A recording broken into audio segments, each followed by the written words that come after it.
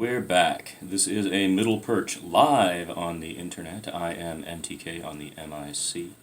It is Monday, the 15th of July, after an incredible weekend of sport in England, where on Sunday, three incredible events took place. The Formula One race at Silverstone was won by Lewis Hamilton, the Brit.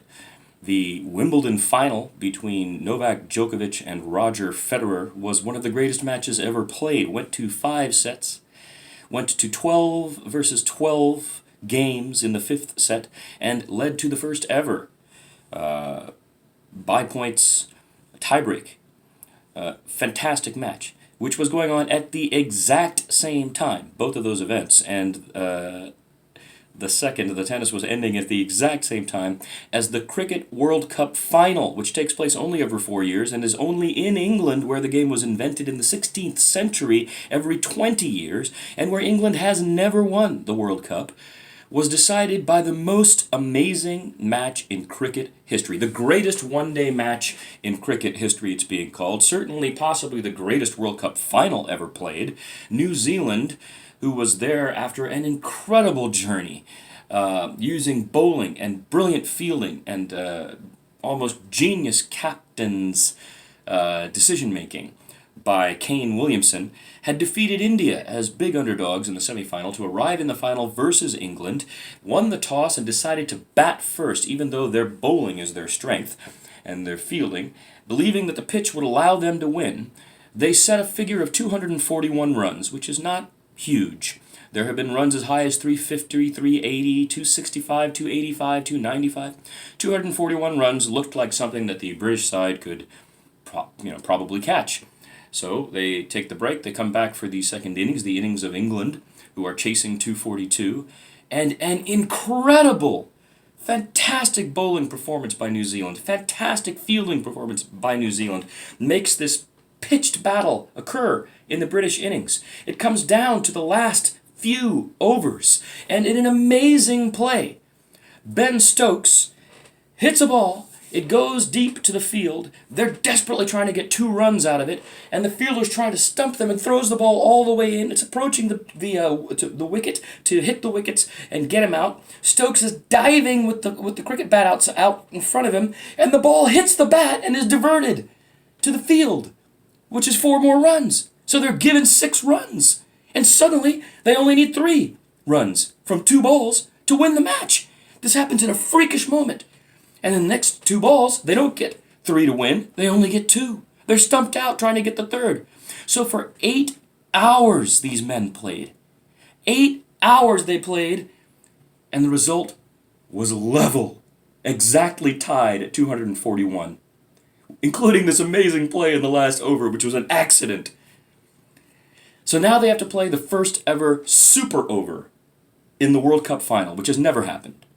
And the super over is each side gets to bat 1 over, and the other side gets to choose their bowler, who it's going to be, and the side that's batting gets to pick 3 batters, only 3, because if you get 2 wickets in a super over, you lose.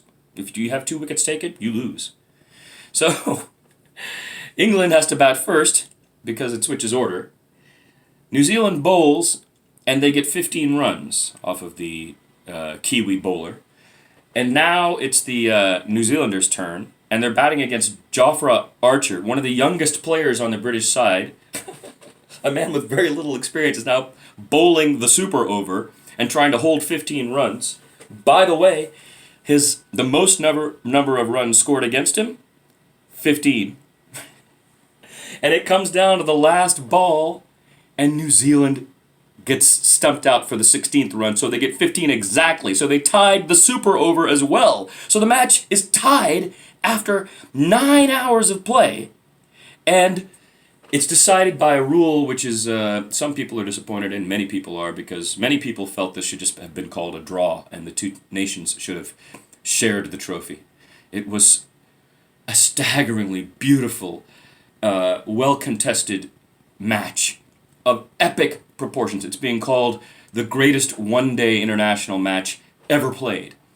And in the end, it was decided for England, because the tiebreaker was the number of boundaries, Whichever team had the most boundaries gets the win.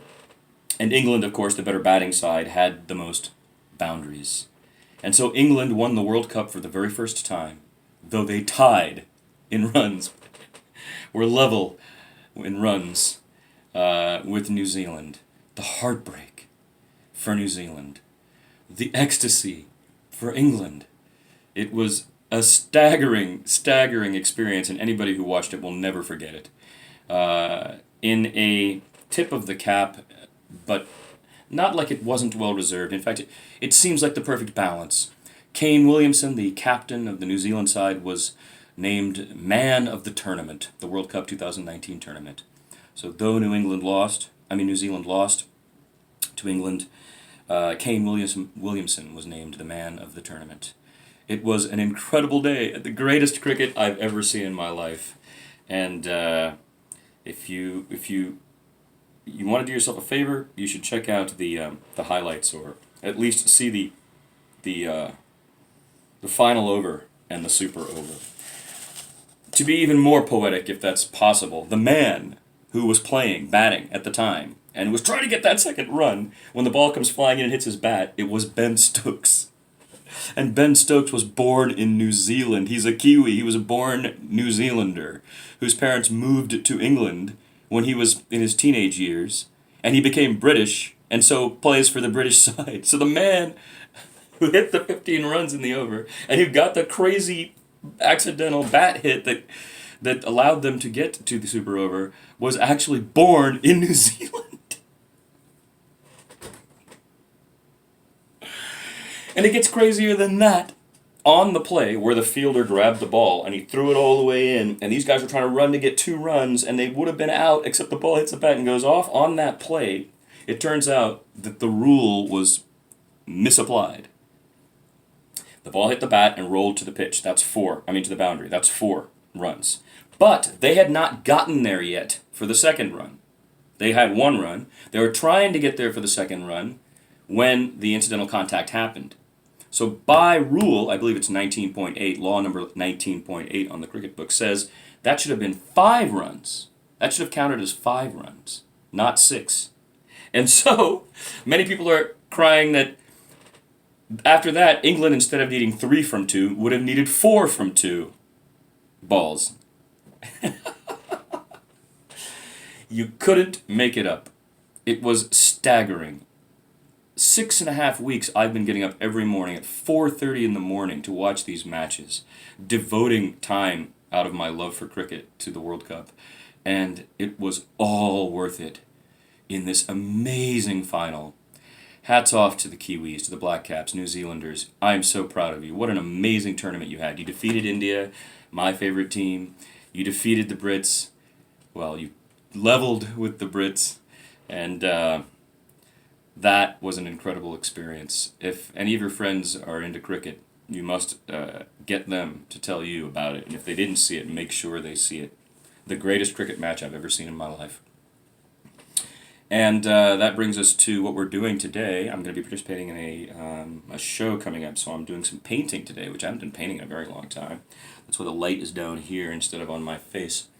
And there was something else I was going to talk about today, but it escapes me now in all the excitement of the cricket, which was just, wow. The Cricket World Cup Final, 2019. It's 24 hours later, I still don't know what I saw. I still can't comprehend fully what I saw. That was amazing. That was totally amazing. I'm going to cut this at 10 minutes because I can't remember what the other point I was going to make today is. But things here have been pretty bad, a lot of depression. I found out that I might have glaucoma. In fact, I pretty much do have glaucoma, so I'm going to have to start treating it with drops, which I've begun every day to reduce the pressure in my eyes. And it made it very difficult to work after that. I think psychosomatically I became very depressed. So I'm trying to fight my way out of that. So I thought I'd make one of these today. It's not technically an anticlimactic non-show because that show is over. This is a middleman's perch. A middle perch. Live on the internet, and I was MTK on the MIC.